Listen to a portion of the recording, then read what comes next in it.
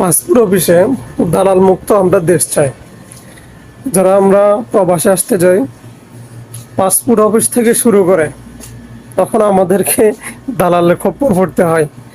এই যে দেখেন উপরের দিকে, এই ব্লগার এক ভাই গিয়েছিল পাসপোর্ট বানানোর জন্য। তো লিগেলি ভাবে উনি পাসপোর্ট বানানোর জন্য গিয়েছিল। যাওয়ার পর ওনার সাথে এই ঘটনাটি ঘটে। তখন উনি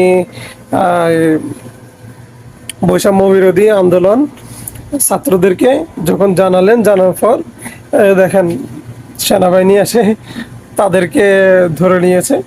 ভালো করে এদেরকে ডিম পরোটা থেরাপি দেওয়া হোক। এরপরে এর পিছনে যারা আছে এবং ঢাকা, শুধু ঢাকায় নয়, বাংলাদেশের প্রত্যেকটি সেক্টরে যেখানে সরকারিও কর্মকর্তারা রয়েছে সেখানে অবশ্য তদারকি করা হোক।